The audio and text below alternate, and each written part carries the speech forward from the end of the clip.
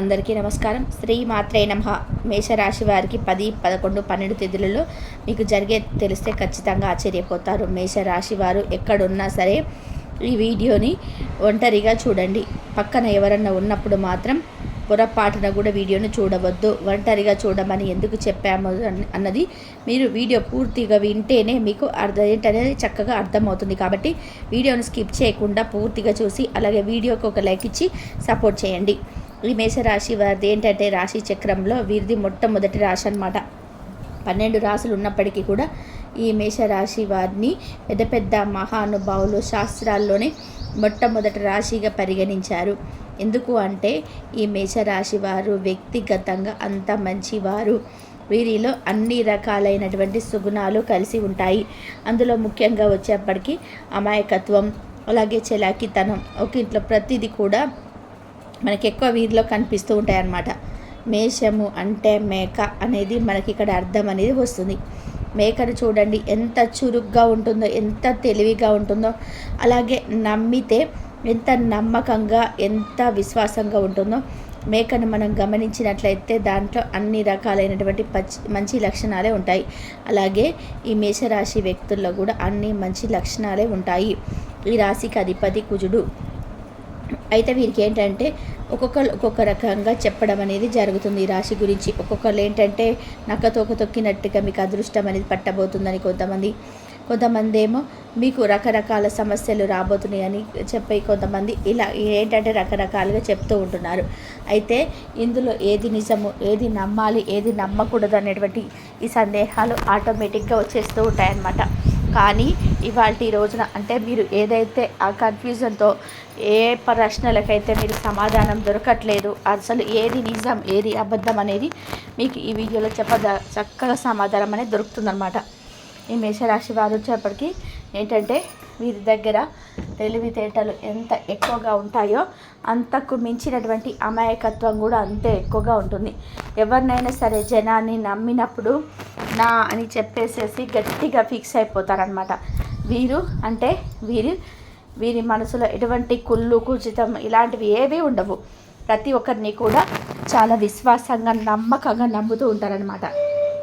కానీ ఎదుటివారు అలా ఉంటారా అంటే వీరికి ఇలాగా ఉండరు. మీరేంటంటే అందరూ మనలాంటోలే అని చెప్పేసి మనోళ్ళు అని చెప్పేసి కలుపుకుపోతూ ఉంటారు. కానీ ఎదుటివారు ఎలా ఉంటున్నారంటే స్వార్థంతో అవసరమైతే వాడుకోవడం, అవసరం అయిపోగానే పక్కకు నెట్టేసేయడము. విస్తరిలో భోజనం ఉన్నప్పుడు విస్తరి అది కమ్మగా కూర్చొని తింటారు. విస్తరిలో భోజనం అయిపోగానే ఆ విస్తరితో పని ఏముంటుంది పక్కన పడేస్తారు. అలాగే ఈ మేషరాశి వ్యక్తులను కూడా జనం అలా వాడుకుంటున్నారనమాట.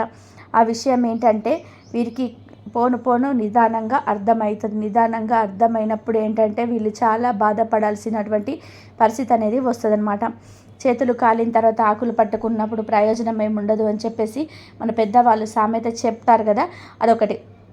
అలా ఏంటంటే వీరు ఫ్రెండ్స్ అని లేదంటే బంధువులు అని చెప్పేసి లేకపోతే బాగా తెలిసిన వాళ్ళని చెప్పు ఇలా ఏదో ఒక రిలేషన్ వాళ్ళని ఏంటంటే పూర్తిగా మన అని చెప్పేసి నమ్మి వీళ్ళకి ఏంటంటే శక్తికి మించినటువంటి సహాయం చేస్తారు. అలా చేసినప్పుడు వీళ్ళు పెట్టినంతసేపు వీళ్ళ చుట్టూతో ఉండి వీరి పరిస్థితే అయిపోయింది అని అనుకున్నప్పుడు ఏంటంటే పక్కకి వెళ్ళిపోతారనమాట. అలా చేసినప్పుడు వీరేంటంటే ఇంకా వాళ్ళ గురించి ఏంటి మేము ఇంత మంచిగా ఉండి ఇంత మంచితనానికి కూడా ఇంత విలువ లేదా, మేము ఇంత తప్పు చేస్తాము, ఇంత పొరపాటు చేస్తామని చెప్పేసి తర్వాత చాలా బాధపడినటువంటి సందర్భాలు ఈ మేషరాశి వాళ్ళలో ఎక్కువగా ఉంటాయి. కావాలంటే అది ఎంతమందికి నిజంగా అలా జరిగిందో ఖచ్చితంగా మీరైతే కామెంట్ చేయండి. ఎందుకంటే అర్థమైంది కదా జనాలకి కూడా అసలు ఎంతవరకు నిజము అనే విషయం. అది ఏ రూపంలో ఉన్నా కానివ్వండి, అది ఏదైనా సరే ఏదో ఒకటి అందరికీ ఒకే రకంగా జరగాలనైతే ఇది లేదు. ఒక్కొక్క రకంగా జరుగుతూ ఉంటుంది. ఫ్రెండ్స్ వల్ల కావచ్చు, నమ్ముకున్న మనుషుల వల్ల కావచ్చు, చాలా రకాల జరుగుతూ ఉంటే సందర్భాన్ని బట్టి ఉంటుందన్నమాట. కాబట్టి అది మీకు నిజమా కాదనేది మీరు చెప్పండి. అలాగే ఏంటంటే ఈ మేషరాశి వ్యక్తులు ఎవరైతే ఉన్నారో అంటే ఇంత జరుగుతుంది అంటే వీళ్ళు మంచి వ్యక్తుల. ఈ మేషరాశి వాళ్ళు వ్యక్తిగతంగా చాలా మంచి వాళ్ళు అనమాట. అంటే ఎటువంటి కపటము, ఎటువంటి స్వార్థం, ఎటువంటి కుళ్ళు లేకుండా అందరినీ అంటే నలుగురిలో మనము ఉండాలి, అందరూ బాగుండాలి, అందరిలో మనం కూడా ఉండాలి అని చెప్పేసి ఎక్కువగా నమ్ముతూ ఉంటారనమాట. అలా జనానికి అలేసుకోవడం, జనాలతో చక్కగా మాట్లాడడము, చక్కగా ప్రతిదీ కూడా అంటే వీరు చూడంగానే ఎదుటి వాళ్ళు కనిపించేది మనం ఏ విషయాలైనా సరే వీరితో పంచుకుంటే కాస్త మనసు తేలిగ్గా ఉంటుంది అని చెప్పేలాగా ఉంటుందన్నమాట. చూడగానే ఏదైనా చెప్పాలి అనిపించేలాగా ఉంటుంది అనమాట. ఎందుకంటే వీరి దగ్గర అర్థం చేసుకునేటువంటి గుణం అనేది ఎక్కువగా ఉంటుంది. అలా వీరిని చూడగానే జనం ఏంటంటే ఆకర్షితులు అవుతారనమాట. అలాగే వీరు రూపంలో కూడా చాలా చక్కగా ఉంటారు. మేషరాశికి సంబంధించినటువంటి పురుషులు అవ్వచ్చు, స్త్రీలు అవ్వచ్చు, రూపంలో కూడా చాలా చక్కగా ఉంటారనమాట. వీరిని చూడగానే అంటే వారి ముఖాల్లో లక్ష్మీ కళ అనేది ఉట్టి పడుతుంది అన్నమాట. మగవారు కూడా మంచి ఎత్తు, మంచి హైట్తో, మంచి పర్సనాలిటీతో, మంచి హెయిర్ స్టైల్ తోటి, అలాగా ఆడవారు కూడా పెద్ద పెద్ద కళ్ళతోటి, విశాలమైన నుదురుతోటి, మంచి పొడవైనటువంటి జుట్టుతోటి, తెలుపు రంగు వర్ణంతో ఇలా చాలా చక్కగా ఉంటారని చెప్పేసి మనకు చెప్పడం అనేది జరుగుతుందన్నమాట. ఇలాగ వీరికి ఏంటంటే జీవితంలో అంటే ఆలోచనలు కూడా ఏంటంటే క్షణక్షణం మారుతూ ఉంటాయి. అంటే ఇప్పుడు ఒక నిర్ణయం తీసుకున్నారనుకోండి, ఆ నిర్ణయం మీద మళ్ళీ ఎక్కువసేపు ఉండలేరు. మళ్ళీ కాసేపటికి ఒక నిర్ణయం ఇంకా అటు ఇటు ఏంటంటే ఆలోచనలు మారుతూ ఉంటాయన్నమాట. గ్రహస్థితులు అనేటివి వీరికి అనుకూలంగా ఉండవు అని చెప్పేసి చెప్పుకోవచ్చు. గ్రహాలు ఎలాగైతే మారుతూ ఉంటాయో అలాగే మనకి వీరి యొక్క ఆలోచన విధానం కూడా అలా మారుతూ ఉంటుందన్నమాట. అలాంటప్పుడు ఏదైనా సరే ఒక పని మొదలు పెడదాం అనుకుంటారు, కానీ అదేంటంటే మళ్ళీ ఇప్పుడు కాదులే, అసలు రేపు చూసుకోవచ్చులే, అది చేసుకోవస్తే మనకు లాభం వచ్చుద్దా లేదా, ఇలాంటి విషయాలన్నిటివి కొంచెం అతిగా ఆలోచించి నష్టపోయి ఇబ్బంది పడేటువంటి అవకాశం అనేది ఉంటుందన్నమాట. అలాగే వీరికి ఏంటంటే కొంచెం నిర్ణయాలు సొంతంగా తీసుకునే దానికంటే కూడా ఎదుటి వారి మీద ఎక్కువ ఆధారపడి ఉంటాడు. అదొక పొరపాటు అనమాట. తీసుకోవాలి, తప్పు లేదు. ఇక్కడ పొరపాటు అని ఎందుకంటున్నా అంటే మన కుటుంబ సభ్యులు అంటే మన తల్లిదండ్రులు లేదా మగవారైతే భార్యతోటో, ఆడవారైతే భర్తతోటో ఇలాంటి కుటుంబ సభ్యులతో మీరు డిస్కషన్ చేసుకొని ఒక నిర్ణయం తీసుకుంటే మీకు ఎటువంటి ఇబ్బంది అనేది ఉండదు. అలా కాకుండా వీరేంటంటే స్నేహితులని చెప్పేసి, బంధువులని చెప్పి ఇలాంటి వాళ్ళతో నిర్ణయాలు తీసుకుంటే మీకు ఏమవుతుందంటే మీ విషయం మీద మీకు శ్రద్ధ పెట్టి మాట్లాడతారు. కానీ అవతల వాళ్ళు ఏంటంటే అది మీ సొంత విషయం కాబట్టి వారికి సొంతం కాదు. వారికి ఏంటంటే పట్టి పట్టని సమాధానాలు అలా. ఎందుకంటే ఎవరి విషయం మీద వాళ్ళకి ఆసక్తి ఉండదండి. ఈ జనం అందులో ఈ రోజులో ఎలా ఉంటున్నారంటే పక్కనోడు ఎవడైనా బాగుపడుతున్నాడంటే ఎట్లాగట్లా వాళ్ళకు చాతురైన సహాయం దేని చేస్తారంటే చెడిపోవడానికి ఏదో ఒక సహాయం చేసేటువంటి రోజులు 90% మంది అలాగే ఉన్నారు. ఒక 10 మంది ఏదైనా మంచి వాళ్ళు ఎవరైనా ఉన్న వాళ్ళొచ్చు, అలాంటి వాళ్ళు బయటికే రారు. అలా అన్నమాట. వీళ్ళు అలా ఏదైనా ఒక ఎదుటి వాళ్ళని అడిగినప్పుడు శ్రద్ధ లేని సమాధానాలు చెప్తారు. దాన్నే మీరు ఇక్కడ కరెక్ట్ అనుకొని చేసుకున్నట్లయితే ఇబ్బందులు పడాల్సినటువంటి అవకాశం అనేది ఉంటుంది. అందుకే ఇక్కడ కుటుంబ సభ్యులతో చర్చించండి అని చెప్పేసి చెప్పింది. కుటుంబ సభ్యులంటే మన మనిషి అంటే మనం చేసేటువంటి పనుల ద్వారా మనకు లాభం వచ్చుద్దా, నష్టం వచ్చుద్దా, లేపు లాభం వస్తే సంతోషపడేది వీళ్ళే, నష్టపడేస్తే బాధపడేది వీళ్ళే. కాబట్టి వీళ్ళు ఏంటంటే మనం మనస్సు పెట్టి ఆలోచిస్తారనమాట. ఆలోచించి కరెక్ట్ నిర్ణయాలు అయితే తీసుకోవడానికి అవకాశం అనేది ఉంటాయి. కాబట్టి ఇంట్లో వాళ్ళ మాటలు నమ్మండి, కానీ బయట వారిని నమ్మొద్దు. ఎంతవరకు నమ్మాలో అంతవరకే నమ్మండి, కానీ ఎక్కువగా నమ్మొద్దు. ఎందుకంటే గతంలో కూడా వీరు చాలామంది స్నేహితులు వల్ల అవ్వచ్చు, తెలిసిన వాళ్ళు అవ్వచ్చు, చాలా ఇబ్బందులు పడి ఉన్నారు. డబ్బు పరంగా కొంతమందికి వీరు సహాయం చేసి ఉన్నా కూడా మళ్ళీ మీకు అవసరానికి మళ్ళీ వాళ్ళు డబ్బులు తిరిగి ఇవ్వకపోవడము, డబ్బు ఇచ్చి బాగా బిడ్డనిచ్చి బాగా డబ్బు ఇచ్చి బాగా వారితో ఇట్లా శత్రుత్వాలు ఏర్పడడం, గొడవలు ఏర్పడము, ఇలాంటివి చాలా రకాలుగా ఫేస్ చేస్తున్నారు. కాబట్టి జనంతో చాలా వరకు కూడా జాగ్రత్తగా ఉండండి. డబ్బులు ఎవరికి ఇవ్వద్దు. అలాగే కోపం కూడా ఎవరి మీద పడద్దు. ఎందుకంటే వీరికి ఉన్నటువంటి మంచి మనస్తత్వం వీరి వల్ల కోపం కూడా ఎక్కువగా వస్తుందన్నమాట. ఇప్పుడు సైలెంట్గా ఉండే వాళ్ళు ఏంటంటే చాలా తెలివిగలండి. వాళ్ళు ఏంటంటే సైలెంట్గా చేసుకుంటూ వెళ్ళిపోతారు. మంచి మనసున్న వాళ్ళు ఏంటంటే గబుక్కున కోపం వచ్చుద్ది, గబా అరిచేస్తారు. వారికి మనసులో ఏముండదు. అలాంటి వాళ్ళని నమ్మొచ్చు. కానీ సైలెంట్గా ఉన్న వాళ్ళని నమ్మేటప్పుడే మనం కాస్త ఆలోచించాలన్నమాట. కాబట్టి మీరేంటంటే మీరు కూడా సైలెంట్గానే ఉండండి. ఎందుకంటే ఈ రోజులలో జనానికి మంచి చెడు అవసరం లేదు. సైలెంట్గా ఉంటే మన పని మనం చేసుకుంటే మనకు శత్రువుల సంఖ్య తగ్గుతుంది. తెలివి కలోళ్ళు అనుకుంటారు, పిచ్చోళ్ళు అనుకుంటారు, వాళ్ళు ఇష్టం వచ్చిన పేరు వాళ్ళు పెట్టుకొనివ్వండి. కానీ మనం ఏంటంటే సైలెంట్గా ఉండడం, ఎక్కువగా మాట్లాడుకుంటూ ఉండడము, అడిగినంత వరకు సమాధానం చెప్పి కామ్గా మన పని మనం చేసుకుంటే ఎదుటి వారి మీద కోపపడాల్సినంత అవసరము లేదు. మరి శత్రువులను కొనుక్కొని తెచ్చుకోవాల్సినటువంటి అవసరం అంతకన్నా లేదు. కాబట్టి చాలా వరకు కూడా జనాలకి దూరంగా ఉండడని చెప్పడం జరిగింది. ఇంకా అదృష్టం విషయానికి వస్తే మీకు చిన్నప్పటి నుంచి కూడా బాధలు, కష్టాలు, సమస్యలు చాలా ఎక్కువ అండి. మీరు చిన్న వయసు నుంచి కూడా బరువులు, బాధ్యతలు మోస్తూనే ఉన్నారు. డబ్బు పరంగా ఎన్నో రకాలైనటువంటి ఇబ్బందులు, అలాగే అవమానాలు ఎదుర్కొంటున్నారు. దీన్ని బట్టి మీకు ఏంటంటే అసలు జనం ఏంటి అనేటువంటి ఒక అవగాహన అనేది మీకు ఏర్పడింది. చాలా వరకు కూడా అసలు మన ఎవరు, బయట వాళ్ళు ఎవరు, ఎంతవరకు జనంలో మాట నిజం ఉంది ఏంటి అనేది ఒక ఫేస్ రీడింగ్ చదివినట్టుగా జనాన్ని మీరు అంచనా వేయగలిగినటువంటి శక్తి అనేది వచ్చింది. అలాగే మీకేంటంటే చాలా వరకు కూడా అంటే భార్యాభర్తల మధ్య మీకు గతంతో పోల్చుకుంటే అనుకూలత అనేది పెరుగుతుంది, అన్యోన్యత అనేది పెరుగుతుంది. అంటే తరచూ ఇదివరకు ఏంటంటే గొడవలు పడడము, పదే పదే సమస్యలు అంటే తెచ్చుకొని ఇంట్లో చిరాకు పడడము, డబ్బుకు సంబంధించినటువంటి చాలా సమస్యలతో సతమతం అయిపోవడము, ఇలా కుటుంబంలో రకరకాల సమస్యలతో ఇబ్బంది పడిపోతున్నారు. కానీ మీకేంటంటే గతంతో పోల్చుకుంటే ఇప్పుడు చాలా వరకు కూడా మీకున్నటువంటి మీ జాతక పరంగా ఉన్నటువంటి శని దోషాల యొక్క ప్రభావం అనేది తగ్గి గ్రహాలనేవి మీకు అనుకూలంగా మారడం వలన సమస్యల సంఖ్య అనేది చాలా వరకు కూడా తగ్గిందని చెప్పేసి మనం ఇక్కడ చెప్పుకోవచ్చు అనమాట. అంటే డబ్బు పరంగా వీరు ఏదైతే ఇబ్బంది పడి ఉన్నారో అలాంటి డబ్బు పరంగా లక్షలు కోట్లు ఉండాల్సినటువంటి పని లేదు.